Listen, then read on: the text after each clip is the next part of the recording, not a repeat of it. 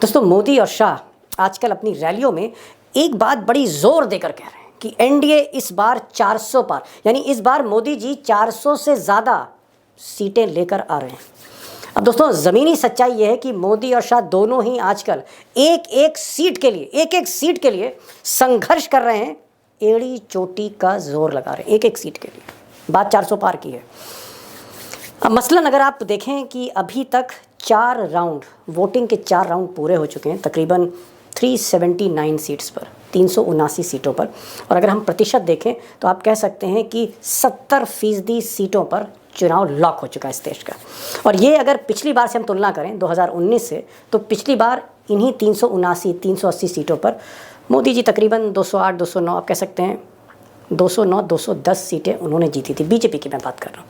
लेकिन इस बार जो आकलन है, और बीजेपी का जो आकलन है, मेरा आकलन नहीं, बीजेपी का असेसमेंट है अपना इंटरनल, कि बीजेपी आज की तारीख में कहीं ना कहीं 200 के आसपास है। और अगर आप इंडिपेंडेंट सेफोलॉजिस्ट से बात करें तो 200 की जगह 190, 180 सीटें अभी तक मिली। हालांकि मंच से ये कहा जा रहा है कि बीजेपी तीसरे राउंड में ही 190 सीटें ला चुकी थी, यानी बहुमत के करीब मोदी जी पहुंच चुके हैं। लेकिन हकीकत यह है, चौथे चरण तक बीजेपी 200 टच नहीं कर पाई है, और ये इंडिपेंडेंट सेफोलॉजिस्ट का कहना है।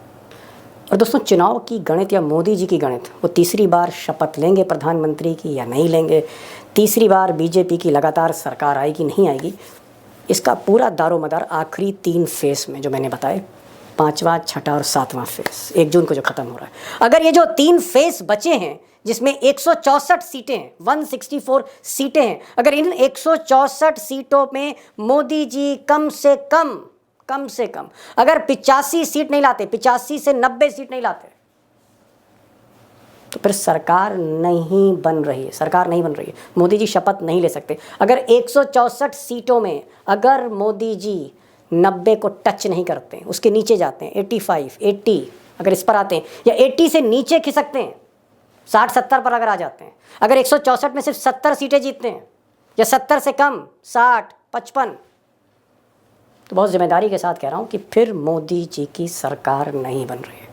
मोदी जी फिर तीसरी बार शपथ नहीं ले पाएंगे। इसीलिए जो आखिरी 3 फेज़ हैं, जो लास्ट 3 फेज़ हैं, ये करो या मरो की स्थिति है गुजरात लॉबी की। डू और डाई बैटल है मोदी और शाह के लिए, एक एक सीट पर। अब दोस्तों, अगर ज़मीनी हकीकत देखें कि आज की तारीख में मोदी और शाह कहाँ खड़े हैं, कितने राज्यों में चुनाव बचा है, कितनी सीटों पर बीजेपी को लड़ना है, कितनी सीट बीजेपी जीत सकती। मैं एनडीए की बात नहीं कर रहा हूँ, मैं सिर्फ बीजेपी की बात कर रहा हूँ कि मोदी जी अपने दम पर, बीजेपी अपने दम पर कितनी सीटें अब ला सकती। अगर आप अपर नॉर्थ देखें, देश का अपर नॉर्थ हिस्सा देखें, तो पंजाब है जहाँ 13 सीटें हैं। मैं पंजाब की आज बात नहीं करूँगा क्योंकि बीजेपी बहुत वीक है, इसलिए पंजाब को मैं डिस्कस करने नहीं जा रहा हूँ। मैं हरियाणा को डिस्कस करूँगा, जहाँ पिछली बार 10 में से 10 सीटें मोदी जी ने जीती थी। मैं हिमाचल आज डिस्कस करूँगा, 4 में 4 सीटें जीती, चंडीगढ़ में 1 में 1, और दिल्ली बड़ा क्रूशल है जब से आप कह सकते हैं केजरीवाल बाहर आए हैं जेल के। दिल्ली में 7 सीटें। कुल मिलाकर देखें, पंजाब अगर आप निकाल दें, 22 में 22 सीटें पिछली बार मोदी जी जीत गए थे। यानी अपर नॉर्थ एरिया में जो स्ट्राइक रेट है मोदी जी का 100%, जी हाँ 100% पिछली बार था। और इस बार क्या होगा ये मैं आगे आपको बताऊंगा। उत्तर प्रदेश में 41 सीटें बची हैं 5वें, 6ठे और 7वें फेज़ में। बीजेपी को अगर हम देखें, अलाइज निकाल दें, तो 38 सीटें हैं। पिछली बार 38 में से 31 सीटें ले गए थे। बिहार में इस वक्त जो बीजेपी के खाते में सीटें 11 हैं, सिर्फ 11 सीटें बिहार में बची हैं। 11 में 11, 100% स्ट्राइक रेट था। झारखंड में 10 सीटें हैं, तकरीबन 8 सीटें बीजेपी ने जीती थी। बंगाल में 24 सीटें हैं जो बीजेपी को लड़नी, 24 की 24। पिछली बार 8 सीटें जीती थी। और अगर महाराष्ट्र देखें तो वैसे तो महाराष्ट्र में 13 सीटें हैं, लेकिन बीजेपी ने पिछली बार जो 6 सीटें लड़ी थी उसमें 6 में 6 जीती थी। वहाँ भी 100% स्ट्राइक रेट, यानी बिहार में 100% स्ट्राइक रेट आखिरी 3 फेजेस में, महाराष्ट्र में 100% मोदी का स्ट्राइक रेट 2019 में, हरियाणा में, हिमाचल में, चंडीगढ़ में, दिल्ली में 100% स्ट्राइक रेट। जितनी सीटें लड़ी उतनी जीती। लेकिन क्या इस बार ऐसी स्थिति है मोदी जी की कि जितनी लड़े उतनी जीत गए? क्या ऐसी स्थिति है? या दाल पतली है, हवा टाइट है? और इसीलिए एक एक सीट के लिए, चाहे वो यूपी हो, बंगाल हो, बिहार हो, एक एक सीट के लिए एड़ी चोटी का जोर मोदी जी और मोदी जी के चाणक्य आजकल लगा रहे हैं। अब दोस्तों यूँ तो 164 सीटें बची हैं, लेकिन मैं आज के इस वीडियो में उड़ीसा डिस्कस नहीं कर रहा हूँ। जी हाँ, 21 सीटें वहाँ पर हैं। मैं पंजाब डिस्कस नहीं कर रहा हूँ, क्योंकि पंजाब में बीजेपी बहुत वीक है। 13 सीटें, उस पर कभी फिर से वीडियो बनाऊँगा। मैं 110 सीटें जो बीजेपी लड़ रही है, खासकर नॉर्थ में और महाराष्ट्र में, उसको डिस्कस करने जा रहा हूँ, जहाँ पर पिछली बार 86 सीटें जीती थी। लेकिन हकीकत यह है कि बंगाल, बिहार, महाराष्ट्र और इवन उत्तर प्रदेश, यहाँ पर मोदी जी की हालत दिन ब दिन खराब होती चली जा रही है। और आप कह सकते हैं कि अगर आखिरी राउंड में महाराष्ट्र, बिहार, उत्तर प्रदेश और बंगाल में अगर गजब नहीं ढाया, अगर कोई चमत्कार नहीं हुआ, कुछ खेला नहीं हुआ, कोई स्ट्राइक नहीं की मोदी जी ने इन आखिरी 15-20 दिनों में, तो कुर्सी गई दोस्तों। और आज यही इस वीडियो में मैं समझाने जा रहा हूँ कि 110 सीटों में मोदी जी को कितनी सीटें आ रही हैं। अब दोस्तों आज 4 खास मेहमान हैं हमारे साथ। मुंबई से सुधीर सूर्यवंशी जुड़े हैं, जो मुंबई का आपको हाल बताएंगे कि मुंबई का असली बादशाह आज की तारीख में कौन है, डॉन कौन है असली चुनाव का। ठाकरे हैं, शरद पवार हैं, मोदी जी हैं, वो आपको बताएंगे। और क्या होने जा रहा है मुंबई में, महाराष्ट्र में। बंगाल से आपको सीधे कलकत्ता से जुड़ रहे हैं प्रसून आचार्य, वो आपको कुछ चौंकाने वाली बातें बताने आपके जा रहे हैं। हमारे साथ प्रोफेसर रविकांत होंगे, उत्तर प्रदेश का हाल बताएंगे। और जहाँ तक डेटा जर्नलिस्ट अभिषेक कुमार हैं, वो बिहार का हाल बताएंगे। और कुछ बातें पंजाब और हम दिल्ली में भी करेंगे। बॉटम लाइन ये है, असली सवाल यही है कि क्या आखिरी 3 फेज़ में मोदी जी 80 सीट लाने जा रहे हैं? और अगर मोदी जी 50 सीट लाने जा रहे हैं, तो फिर मोदी जी की जो फाइनल टैली होगी 4 जून को, अगर 50 सीट लाए तो फिर वो 250 के आसपास है। यहाँ 250 पर फिर गिनती अटक जाएगी, रथ रुक जाएगा 250 पे। तो क्या 250 के ऊपर मोदी जी जा रहे हैं या नीचे जा रहे हैं? नीचे गए तो भैंस पानी में गई, और अगर 250 के ऊपर गए तो गद्दी मोदी जी को फिर मिल जाएगी। बहुत इंपॉर्टेंट वीडियो है, गौर से देखिएगा, पिक्चर क्लियर होगी। आखिरी 3 राउंड, कयामत के 3 राउंड। चलते हैं सीधे इन 4 मेहमानों के पास। मेरा पहला सवाल जो है वो प्रोफेसर रविकांत जी से। रविकांत जी, पिछली बार उत्तर प्रदेश में आखिरी 3 चरण में बीजेपी ने 38 सीटें लड़ी थी, 31 सीटें जीती थी। लेकिन पूर्वांचल में जो जौनपुर, गाजीपुर, आजमगढ़, लालगंज, ये जो बेल्ट है, इसमें शिकस्त मिली थी। इस बार क्या दाल और पतली है? इन 38 सीटों में आपको क्या खेल दिख रहा है? रायबरेली से लेकर गाजीपुर। दीपक जी, इस बार पुरवाई नहीं चल रही है, पछाड़ चल रही है। क्या पुरवाई? बीजेपी की पुरवाई नहीं है इस बार। अच्छा, पछाड़ जिसको बोलते हैं ना, कि विपरीत हवा चल रही है, पछुआ पछुआ चल रही है। ओहो ओहो। तो इसमें जो स्थिति है, अब ये जो चरण था चौथा वाला, इसमें तो फिर भी गनीमत थी। जैसे ही पूर्वांचल में आप दाखिल होते हैं, वो इंडिया एयरलाइंस का गढ़ है आज की तारीख में। वहां से आप निकलेंगे तो पूर्वांचल से होते हुए थोड़ा सा ईस्ट बेल्ट में आएंगे आप, अवध की बेल्ट में, जहां थोड़ी सी राहत मिल सकती है। आप ये कहें कि यहाँ थोड़ी ठंडा हवा का झोंका मिल सकता है बीजेपी को। लेकिन फिर जैसे ही पश्चिम की तरफ आप चलेंगे, बुंदेलखंड तक, बुंदेलखंड एकदम बदला हुआ है। चारों सीटें बीजेपी की फंसी हुई हैं। बल्कि मैं अगर ये कहूँ कि बढ़त पर इंडिया अलायंस है, तो इसमें कोई अतिशयोक्ति नहीं है। और इसलिए 100% तो छोड़ दीजिए, अगर बीजेपी 50% भी सीटें जीत जाए तो बहुत बड़ा सम्मान वापस होगा बीजेपी का। अरे डॉक्टर साहब, आप क्या कह रहे हैं कि राजनाथ सिंह लखनऊ और बनारस से मोदी, नरेंद्र मोदी, ये जो रक्षा मंत्री और प्रधानमंत्री, इनकी जो 2 सीटें हैं, क्या इसके अलावा सारी सीटों पर डावाडोल स्थिति है? डमरू बज रहा है बीजेपी का? एकदम एकदम एकदम। और उसकी वजह है, उसकी केमिस्ट्री पूरी है। हम सब लोग डिस्कस करते रहे। पूर्वांचल में आपका यादव बेल्ट है, मौर्य बेल्ट है, कश्यप बेल्ट है। दलितों में मायावती का जो कम हुआ है आकाश आनंद के जाने के बाद, वो जाटव वोट भी इंडिया अलायंस की तरफ जा रहा है।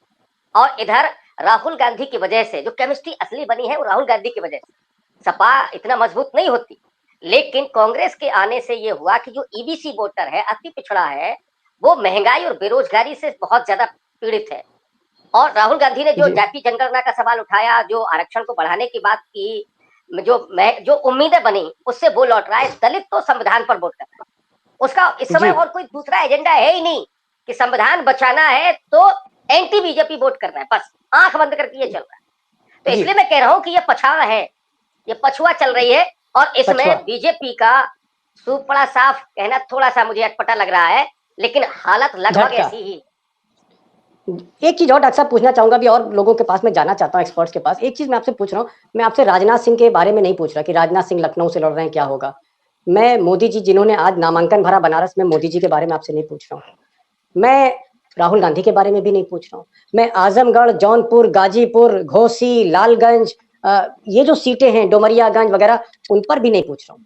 मैं सिर्फ एक सीट पर बड़ी ईमानदारी और दिल से आपका जवाब चाहता हूँ डॉक्टर साहब, क्योंकि उस सीट को जितना आपने समझा किसी ने नहीं समझा, और वो सीट है अमेठी की। क्या ये बताइए, स्मृति ईरानी मोदी शाह के बाद तीसरी सबसे बड़ी ताकतवर शख्सियत बीजेपी में, जिनके आप कह सकते हैं सिर्फ नाम से ही जो है चिराग जल जाते हैं, रोशन हो जाते हैं, वो जो स्मृति ईरानी है, क्या वो राहुल गांधी के पीए, पर्सनल असिस्टेंट, माफ कीजिएगा, सहयोगी कह लीजिए, क्या राहुल गांधी के सहयोगी से स्मृति ईरानी को चुनौती मिल रही है? मुझे अमेठी का जरा आप बैरोमीटर चेक करके बताइए। दीपक जी, जो केएल शर्मा है वो 60,000 वोट से जीतने की स्थिति में है आज की तारीख में।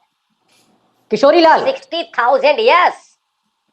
राहुल गांधी जितने वोटों से हारे थे, 50,000 वोट से हारे थे, स्मृति ईरानी आज की तारीख में 60,000 वोट से पीछे हैं। और मैं सुनी सुनाई बात नहीं कर रहा हूं, मैं ग्राउंड पर जा करके, और वो आश्चर्यजनक इसलिए है जो आपको लग रहा हो, क्योंकि ब्राह्मण वोट, अब वो केएल शर्मा जो है ना, पंडित केएल शर्मा है वहां, तो ब्राह्मण वोट बैंक में वो पूरा सेंधमारी की है इस बार। कांग्रेस का वापस आया है वो वोट बैंक, तो था तो कांग्रेस का ही।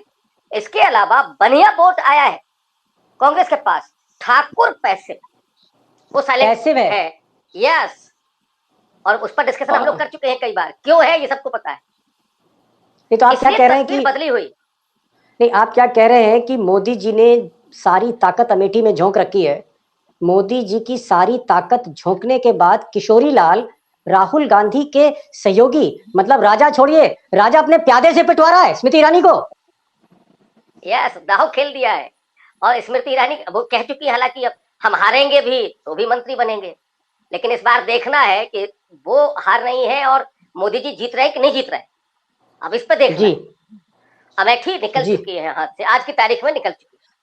जी, मैं आ रहा हूँ डॉक्टर साहब, आपके पास आ रहा हूँ। फाइनल कमेंट आपसे लेना है, मैं अभिषेक के पास भी आऊंगा। प्रसूनदा, एक छोटा सा सवाल मैं सुधीर सूर्यवंशी से जिसे करना चाहता हूँ, और मैं जान रहा हूँ बंबई के जो पत्रकार है बड़े बिजी होते हैं। सुधीर भाई, सिर्फ ये बता दीजिए, महाराष्ट्र में जो आखिरी राउंड है, अब 20 तारीख को आखिरी round, the last chance for mister Modi. 6 सीटें हैं, 6 सीटें, वैसे तो 13 सीटें हैं महाराष्ट्र में, 13 में से 6 में पिछली बार मोदी जी लड़े थे, 6, और 6 में 6 जीत ली थी। सुपड़ा साहब, 100% स्ट्राइक रेट मोदी जी की पिछली बार महाराष्ट्र में थी लास्ट राउंड में। मैं ये कह रहा हूं कि 6 में 6 सीटों में क्या होने जा रहा है?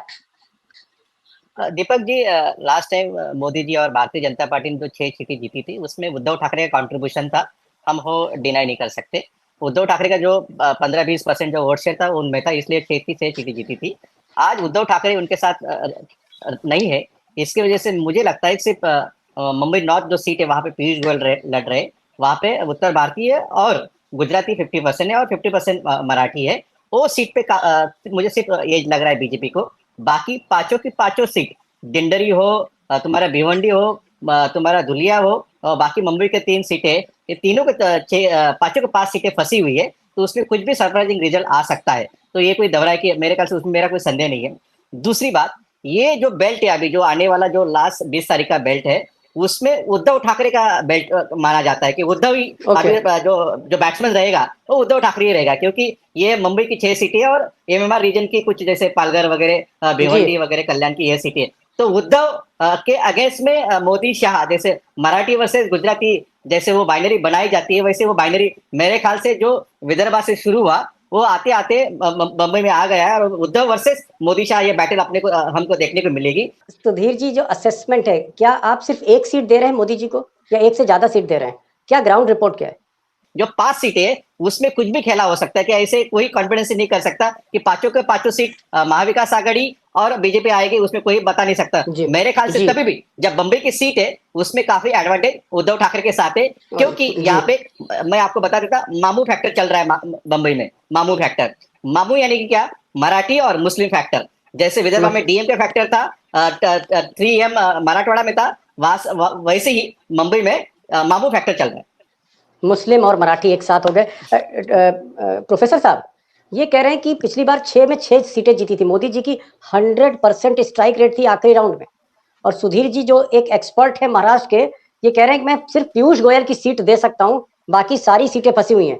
तो इसको हम क्या माने कि उद्धव ठाकरे ने, डॉक्टर साहब, अल्टीमेटली मोदी और शाह, इनका रथ फंसाया नहीं, धंसा दिया है मुंबई के रेत में, चौपाटी में धंस गया रेत में मोदी जी का रथ। अब कुछ दिनों के बाद निकल भी जाएगा वो पहिया। ओहो, उसकी वजह है, उसकी वजह दो सबसे ज्यादा जो मजबूत वजह है। एक तो गुजराती बनाम मराठी जो मसला है, सारी कंपनियां उठा करके मोदी जी ले गए। और दूसरा जो उन्होंने शिवसेना और शरद पवार की पार्टी को तोड़ा, तो महाराजा शिवाजी और अफजल खान को लेकर के जो इतिहास है महाराष्ट्र में, गद्दारों को वहां माफ नहीं किया जाता। ये दो इतने बड़े, जिसके तरफ सुधीर जी ने इशारा किया, ये दो बड़े फैक्टर है जिससे मराठी मानुष एकदम से बीजेपी के खिलाफ खड़ा हुआ है। और उसी के बारे में सुधीर जी कह रहे हैं कि इसको कोई नहीं बर्दाश्त करेगा। चलिए, और इसीलिए गद्दार बनाम हुआ दिख रहा है, गद्दार बनाम गद्दी चल रहा है मामला। और डॉक्टर साहब भी कह रहे हैं, सुधीर जी भी कह रहे हैं कि कहीं ना कहीं पूरा का पूरा रथ फंस गया है मुंबई जाके आखिरी फेज में। अभिषेक, ये बताइए कि ये जो 11 सीटें और प्लस झारखंड की 8 सीटें हैं, मैं झारखंड में तो इतना डिटेल में नहीं जाना चाहता, लेकिन बिहार में ये 11 सीटें थी, पिछली बार 11 की 11 जीती थी मोदी जी ने। ये जो अब फेज में चुनाव हो रहा है, बाकी फेजेस में ये जो आखिरी राउंड चल रहा है, तो क्या आपको लग रहा है 11 में 11 फिर ले जा रहे हैं बिहार में मोदी जी? देखिए दीपक जी, 11 में 11 पिछली बार जो जीती थी वो माहौल अलग था, परिस्थितियां अलग थी, वो जीत गई थी। आज की परिस्थितियों में आप सोचकर हैरत में पड़ जाएंगे कि जो 5 किलो राशन वाला गरीब परिवार है, उस परिवार के अंदर भी 2/3 से ज्यादा वोट भारतीय जनता पार्टी के खिलाफ जा रहे हैं, क्योंकि उस परिवार के अंदर भी 5 किलो राशन अब मुद्दा नहीं रहा। नरेंद्र मोदी फैक्टर कमजोर पड़ गया। ये 2014 में लहर थी, 2019 में फैक्टर कमजोर पड़ा था, लेकिन उसे ढकने का काम बालाकोट के सर्जिकल स्ट्राइक ने किया था, पुलवामा ने किया था। अब कुछ नहीं है, अब चुनाव अगड़ा बनाम पिछड़ा जा चुका है। और नीतीश कुमार की जो परिस्थितियां हैं, जिस प्रकार से उनकी भाव भंगिमा आपने देखी नरेंद्र मोदी के साथ रोड शो के दरमियान, उससे पूरा संदेश नीचे तक चला गया है कि नीतीश कुमार भी संभवतः नहीं चाहते कि भारतीय जनता पार्टी जीत कर जाए। उनके वोटर्स के बीच भी ये मैसेज चला गया है कि अगर नीतीश कुमार की सरकार को बचाना है तो तेजस्वी यादव से खतरा नहीं है, खतरा भारतीय जनता पार्टी से। और एक नजर जरा, नहीं तो आपको क्या लग रहा है 11 में कितनी सीटें आ रही हैं, जरा बता देंगे? 11 में, मैं सिर्फ नंबर जानना चाह रहा हूँ, सीटों का नाम नहीं। 11 में कितनी सीटें आप दे रहे हैं? देखिए, 2 से 3 सीटें तो मिल सकती है, और 2-3 सीटें बहुत टफ कंटेस्ट में है। तो एक्सट्रीम केस पर मैक्सिमम लिमिट आप 6 सीटों की मान सकते हैं, लेकिन वो भी कब?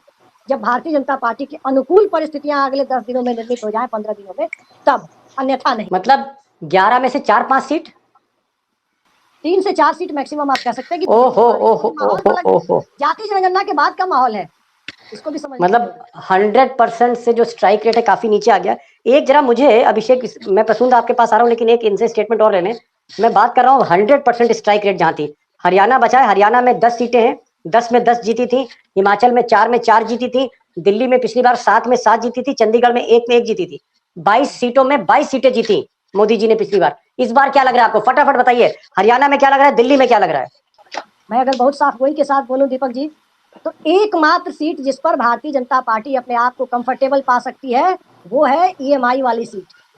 ईएमआई वाली सीट मैं इसलिए कह रहा हूँ कि हाई राइज में ही बीजेपी जिंदा है अभी इस इलाके में, गुड़गांव। बाकी जो भी सीटें 2, 3, 5, 7, सबकी राय अलग हो सकती है, लेकिन वो बहुत टफ कॉन्टेस्ट में है। और दिल्ली में क्या है? चलिए, हरियाणा में तो आप सुपड़ा साफ करा रहे हैं मोदी जी का, दिल्ली तो बताइए। दिल्ली में भारतीय जनता पार्टी की सेफ सीट कौन है, जहां बीजेपी 100% चुनाव जीत रही है, ये बता पाने की स्थिति में मैं नहीं हूँ। ये दिल्ली की हकीकत है। आम आदमी पार्टी और कांग्रेस के गठबंधन के बाद, जीएसटी और ओल्ड पेंशन स्कीम के मुद्दे के बाद, केजरीवाल की गिरफ्तारी और रिहाई के बाद, मनीष सिसोदिया के लगातार जेल में रहने के बाद, हिमाचल और बता दीजिए, 4 में से 4 सीटें जीती थी। देखिए, हिमाचल प्रदेश में अग्निवीर बहुत बड़ा मुद्दा है, ओल्ड पेंशन मुद्दा है, हर घर का आदमी सैनिक है, कोई ना कोई सैनिक वहां जरूर है हर परिवार में। तो अग्निवीर का मुद्दा बहुत भारी पड़ रहा है, और कोई बागवान नहीं चाहता है कि उसका एप्पल, उसका सेब जाकर सीधे अडानी 18 रुपए में खरीदे, या कोई और कॉर्पोरेट 18। कंगना रनौत जीत रही कि नहीं जीत रही है? मोदी जी की बड़ी खास अभिनेत्री हैं, मोदी जी ने हमेशा कंगना राउत को तरजीह दी, और कंगना राउत ने कहा इस देश को कि भाई देश की आजादी 1947 में नहीं 2014 में आई थी। तो क्या कंगना रनौत जो है वो जीत रही हैं, हार रही हैं, उनको आजादी मिल रही है? दीपक जी, कुल्लू मनाली की ठंडक में कंगना रनौत वहाँ बीजेपी के लिए गर्मजोशी पैदा नहीं कर पा रही है। संयोगवश कुल्लू उन्हीं के संसदीय क्षेत्र में है, मनाली भी वही है। विक्रमादित्य सिंह एकमात्र सीट आप कह सकते हैं कि सबसे ज्यादा मार्जिन से कोई जीतेगा हिमाचल में तो विक्रमादित्य सिंह की सीट है। ओहो। यहाँ कंगना रनौत से मुकाबला है मंडी से। राजा वीरभद्र के बेटे विक्रमजीत सिंह जो हैं वो कंगना रनौत को भारी मार्जिन से हरा रहे हैं। मनीष तिवारी सारी जीत रहे हैं खबरें आप चंडीगढ़ में। मनीष तिवारी जीत रहे हैं चंडीगढ़ में। चंडीगढ़ यानी कुल मिलाकर स्थितियां जो है वो हरियाणा और दिल्ली और चंडीगढ़ और हिमाचल प्रदेश से अच्छी नहीं है, ऐसा ये हमारे डेटा जर्नलिस्ट अभिषेक कह रहे हैं। नहीं, मैं जरा बंगाल की खबर, आपने एकदम सिर घुमा दिया है, आपने एकदम सिर चकरा दिया मेरा कि आपने जिस तरह से हरियाणा दिल्ली का आकलन किया हिमाचल का, मुझे लगता है अगर मोदी और शाह साहब देख रहे होंगे चैनल तो पता नहीं उनकी नाराजगी का कहर यहाँ ना टूट जाए। प्रसून दा, आखिरी 3 फेज में 24 सीटें हैं, 24 में पिछली बार 8 सीटें बीजेपी ने जीती थी, 8 सीटें। इस बार क्या होने जा रहा बता दीजिए जरा। इस बार जो पिछले दफा 8 सीट जीते थे उसमें तो 3 सीट इस बार हार रहा है श्योर, और 3 सीट और फंस चुके हैं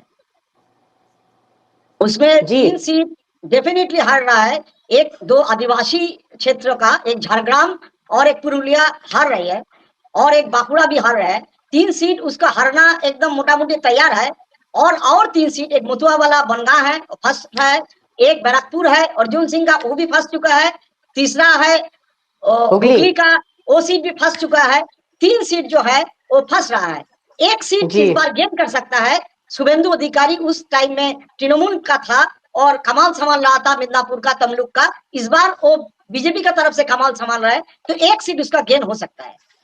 तो फाइनल टोटल क्या, आखिरी राउंड में जो 8 सीटें जीती थी इस बार कितना लग रहा है? 24 में से कितनी सीट जीत सकती है बीजेपी इस बार? 4-5 से ज्यादा, तो 4 या 5। ओहो, 24 में 8 जीती थी आखिरी राउंड में, आप कह रहे हैं 4 या 5। एक एक कमेंट लास्ट में मैं ले रहा हूँ, अभिषेक के पास आऊंगा, फिर मैं डॉक्टर साहब के पास आऊंगा, आखिरी कमेंट मैं सुधीर से लूंगा। एक लाइन में अभिषेक बताइए, अगर बीजेपी 110 में 86 की जगह 50 सीट जीतती जैसा कि आपकी बातचीत से लग रहा है, तो होने क्या जा रहा है फिर? एक लाइन का जवाब। इसका जवाब मैं 2 लाइन में दूंगा, एक लाइन की आपसे इजाजत लूंगा। और पहला जवाब यह है कि जिन 380 सीटों पर चुनाव हो चुके 379 पर, उसमें बीजेपी पिछली बार 210 जीती थी, यानी भारतीय जनता पार्टी ने लगभग 55% का स्ट्राइक रेट मेंटेन किया था, 45% तब भी हारी थी, वही नीचे जा रही है। तो बची हुई सीटों में जो 90-92 है, जिसमें 86 का जिक्र आप कर रहे हैं, वहां भारतीय जनता पार्टी कितना नीचे जा रही है, ये यूपी, बिहार, महाराष्ट्र और हरियाणा, हिमाचल के आंकड़ों से, बंगाल का आंकड़ा दादा दे रहे हैं, उससे साफ दिखाई देता है कि भारतीय जनता पार्टी 40 से 50 के बीच मुझे लग रहा है कि आती हुई दिखाई दे रही है। और वो तब जब उत्तर प्रदेश बचा रहा है, उत्तर प्रदेश में 4-5 से ज्यादा का लॉस नहीं हो रहा है। जी, नहीं हो रहा है, यानी भैंस पानी में जा रही है। आप कह रहे हैं कि 250, 260, 210 और ये 50 जोड़ने, तो कहीं ना कहीं गिनती 250, 255 पे रुक रही है। डॉक्टर साहब, ये गिनती 250, 260 पे रुक रही है, जब दिल खोल के आप सीटें दे रहे हैं। होने क्या जा रहा है? आपको लग रहा है 250 से भी नीचे आने जा रहे हैं मोदी जी? 250 से तो काफी नीचे आने जा रहे हैं, क्योंकि यूपी और बिहार ये 2 राज्यों पर टिके थे मोदी जी, और उसमें भी खास करके यूपी में 75 का उनका टारगेट था, लेकिन स्थिति मुझे 35 के ऊपर नहीं लग रही है बीजेपी की। 35 के ऊपर नहीं लग रही, 35। सुधीर जी, लास्ट कमेंट, एक लाइन में आंसर, क्या बैंड बजने जा रहा है महाराष्ट्र में मोदी और शाह का? बैंड बजेगा नहीं बजेगा वो 4 तारीख को पता चलेगा, लेकिन सिचुएशन आज काफी मजबूत नहीं है। भारतीय जनता पार्टी मजबूती से चुनाव लड़ रही है, लेकिन उनकी स्थिति इतनी मजबूत नहीं है। मुझे जो दिख रहा है ग्राउंड पे, जो कांग्रेस का जो वोट बैंक था, जो 50 साल उन्होंने रूल किया था और वोट बैंक की वजह से, वो था दलित, मुस्लिम और आदिवासी। ये इलेक्शन में वो वापस कांग्रेस की तरफ और अपोजिशन की तरफ आते हुए दिख रहा है। ये सबसे अहम फैक्टर मुझे ये इलेक्शन में दिखा। और दूसरा फैक्टर, जो आरएसएस के साथ जो बहुजन वर्ग के लोग काम करते थे बूथ लेवल पे वगैरह सभी, इस बार ऐसा सुनने में आ रहा है कि सिर्फ सवर्ण लोग ही बूथ पे है और बाकी जो बहुजन लोग थे वो बिल्कुल नहीं है। और मुंबई में जो मराठी वर्सेस गुजराती है, उसका बिल्कुल भारतीय जनता पार्टी को बहुत बड़ा झटका और फटका बैठ सकता है। ये बताइए, 4 जून को मुंबई का किंग कौन होगा? मोदी होंगे, शाह होंगे, शिंदे होंगे, अजीत पवार होंगे, शरद पवार होंगे, तो ठाकरे? 4 जून को मुंबई का किंग कौन होने जा रहा है? देखो दीपक जी, मैंने भी जर्नलिज्म काफी साल से हाँ जी, आप भी दिल्ली में है, आपने बॉम्बे में है, कलकत्ता में है, बाकी लोग, तो उनको पता है कि बॉम्बे किस नाम से जाना जाता है। एक ही नाम है, ठाकरे। तो ठाकरे का दबदबा आज भी है, कल भी है, मुंबई और मेरे तो इसलिए मुझे लगता है कि वही काफी है महाराष्ट्र में। आप जब मुंबई का मतलब ठाकरे, ये कह रहे हैं किंग विंग की बात छोड़िए, सुधीर जी कह रहे हैं ये सवाल मेरा बेकार है, कह रहे किंग विंग छोड़िए, मुंबई का मतलब ठाकरे है, और आज भी ठाकरे। दादा, खेला हो बे, खेला हो बे इस बार? चूंकि लक्ष्मी भंडार जो ममता बनर्जी ठीक चुनाव का पहले डबल कर दिया और अभी बीजेपी के पहले क्रिटिसाइज किया और इसके बाद बोल रहा है जो हम लोग आएगा तो दुगुना देगा, 1000 की जगह 2000 देगा, 3000 देने के लिए वादा कर रहा है। खेला हो बे मतलब। हाँ वो तो होना ही जा रहा है। चलिए, दादा कह रहे हैं बंगाल में खेला होबे और सुधीर सूर्यवंशी कह रहे हैं कि मुंबई का मतलब ठाकरे, ठाकरे अभी भी बरकरार है। और प्रोफेसर साहब कह रहे हैं कि मुझे तो लग रहा है कि 50 सीट छोड़िए, आखिरी राउंड में 35 सीट मिल जाए तो बहुत बड़ी बात होगी। और सबसे बड़ी बात अभिषेक कह रहे हैं कि ये जो आखिरी राउंड है ये एक तरह से मोदी जी के लिए सबसे बड़ी चुनौती है। इस चुनौती को अगर मोदी जी ने पार नहीं किया तो 272 का आंकड़ा नहीं छू पाएंगे। करो या मरो की स्थिति है, डू और डाई बैटल है ये। 20, 25 और 1 3 तारीखें नोट करिएगा दोस्तों, 20 मई, 25 मई और 1 जून। अभिषेक कह रहे हैं, डेटा जर्नलिस्ट कह रहे हैं, डू और डाई बैटल फॉर मोदी और शाह।